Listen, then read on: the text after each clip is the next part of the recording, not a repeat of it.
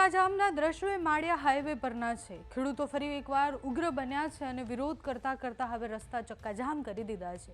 એક જ મુદ્દો છે અને મુદ્દો એ છે કે વીજ પોલ જે ખોટી રીતના નખાઈ રહ્યા છે ખેડૂતોના ખેતરમાં ઘૂસી અને પછી એમની પરમિશન વગર ખેડૂતોનું એવું કહેવું છે કે અમને પૂછ્યા વગર પોલીસ ઘૂસે છે અને દાદાગીરી કરી રહ્યા છે। માળિયાના હાઈવે પર ફરી એકવાર ખેડૂતોએ ચક્કાજામ કર્યો છે। કચ્છના વાઢિયાની વાત હોય કે પછી કોંડ ગામની વાત હોય કે પછી મોરબીની વાત હોય, બધી જ જગ્યાએથી આવા દ્રશ્ય સામે આવ્યા છે। ખેડૂતો હવે લડી લેવાના મૂડમાં છે। વીજ કંપનીઓ સામેનો વિરોધ છે।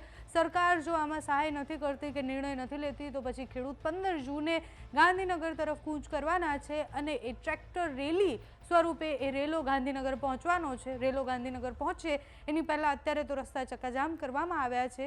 ત્યાં પોલીસે ફરી એકવાર ખેડૂતોને અટકાવવાનો પ્રયત્ન કર્યો છે। ત્યાંથી જે દ્રશ્ય સામે આવ્યા છે તેના પર કરીએ નજર।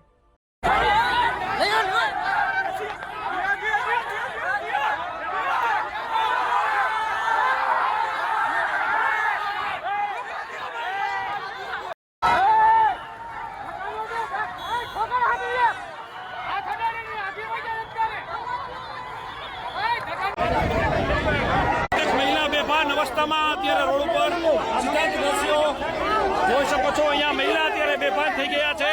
ફરી એક વખત અત્યારે પોલીસ દ્વારા અહીંયા લાઠીઓ પણ ઉગાવવામાં આવી છે।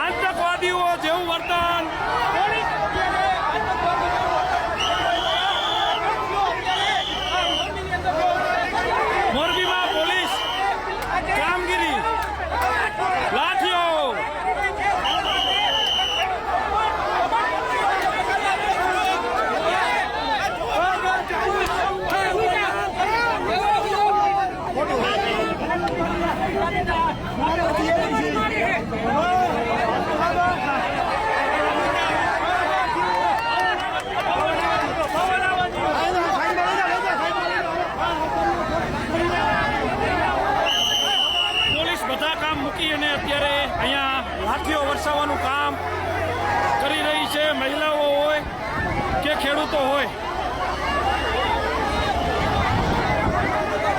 બળજબરીની તમામ પરાકાષ્ઠા અત્યારે અહીંયા કાયદો કાનૂન કાયદો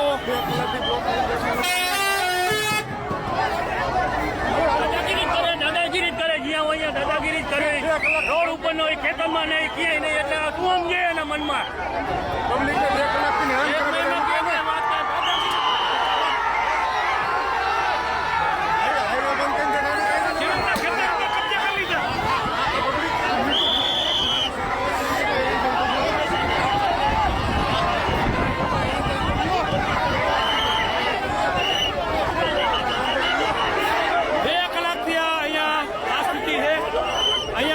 ફરી એક વખત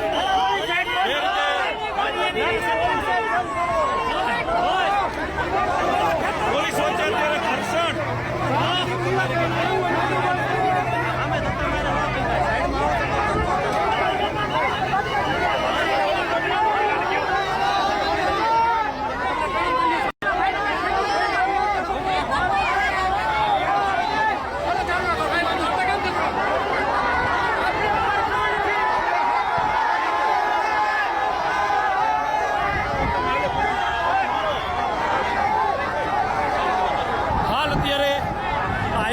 બંને તરફ એક તરફ પોલો મૂકવામાં આવ્યો છે, બીજી તરફ અત્યારે હજુ પણ અહીંયા માહોલ એકદમ હજુ પણ એને એ સ્થિતિ છે.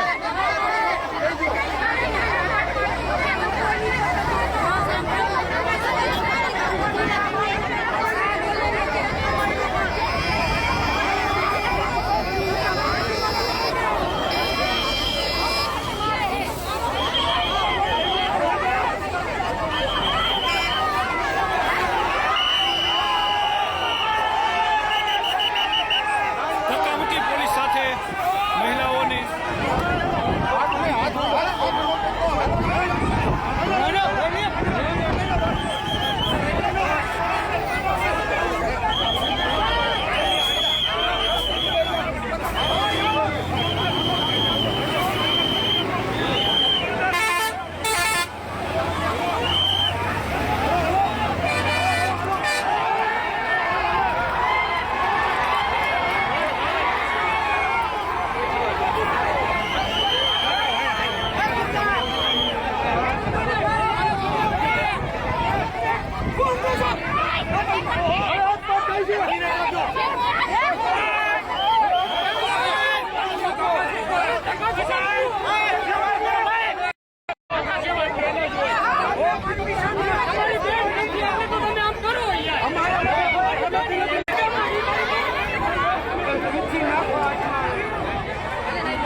પોલીસ અને મહિલાઓ વચ્ચે અહીંયા અત્યારે ખૂબ મોટું ઘર્ષણ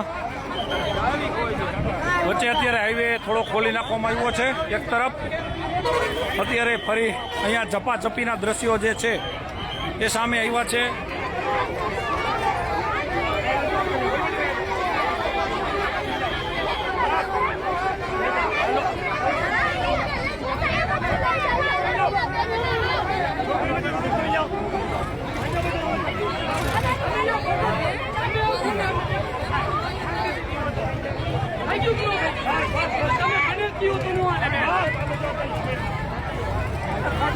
પ્રેમથી જે થતું હોય એ થાય. બાકી તમે આવી રીતે લેડીઝોને મારો ને એ ન હાલે સાહેબ. તમે લેડીઝને ઢળી લઈ જાઓ, તમે લેડીઝને ઢળી મારે હું ભાઈ મારી હારે માફ ના હો ભાઈ.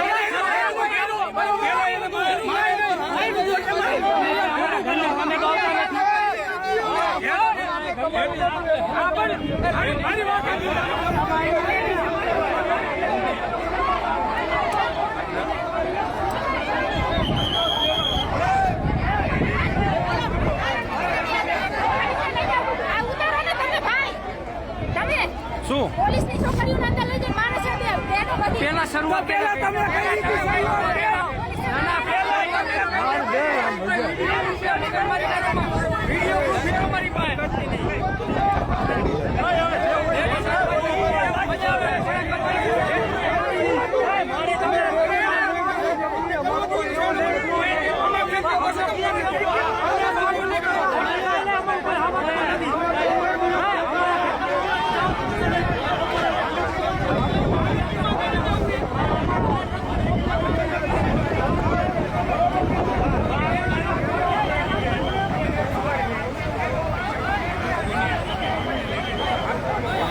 ઉજેડ્યા કરને કા બાયુને આજ અસલ અસલ હે ને દાંડાઈ